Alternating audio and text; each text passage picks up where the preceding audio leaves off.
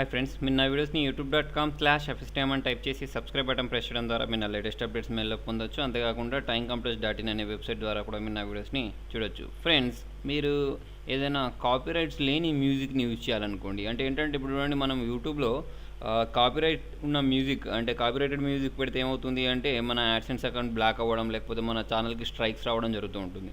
Okay, మరి మీకు ఆ కాపీరైట్స్ లేనటువంటి మ్యూజిక్ ఎక్కడ దొరుకుతుంది అంటే చూడండి, మీరు ఏం చేస్తారంటే యూట్యూబ్లోనే వెతకొచ్చు. దానికోసం ఇక్కడ మీరు ఎన్సిఎస్ నో కాపీరైట్ సాంగ్, ఓకేనా, ఎన్సిఎస్ అని టైప్ చేసి మీరు సెర్చ్ చేయండి. సెర్చ్ చేస్తే చూడండి మీకు చాలా వీడియోస్ వస్తాయి. ఓకే, ఆ వీడియోస్లలో ఏంటంటే ఇవన్నీ ఏంటంటే మీకు కాపీరైట్ లేని నో కాపీరైట్ సౌండ్స్ అన్నట్టు. ఓకే, ఇప్పుడు మీరు దీన్ని ఏదో ఒకదాన్ని ప్రెస్ చేసేయండి. ప్రెస్ చేసుకున్న తర్వాత ఇప్పుడు చూడండి మీకు దీంట్లో నుంచి ఆ లింక్ ఉంటుంది, ఆ లింక్ని కాపీ చేయండి. ఎట్లా కాపీ చేస్తారు? ఫర్ ఎగ్జాంపుల్ చూడండి, నేను ఇక్కడ ఈ వీడియోని ప్లే చేస్తున్నాను. ఓకే, ఈ వీడియోని ప్లే చేసుకున్న తర్వాత దీనిలో నుంచి ఇక్కడ కింద మీకు ఒక షేర్ అనే బటన్ ఉంటుంది. ఓకే, ఈ షేర్ని ప్రెస్ చేయండి. షేర్ని ప్రెస్ చేసుకున్న తర్వాత ఇక్కడ ఒక లింక్ వచ్చింది చూసారా, ఈ లింక్ని కాపీ చేసుకోండి సింపుల్గా.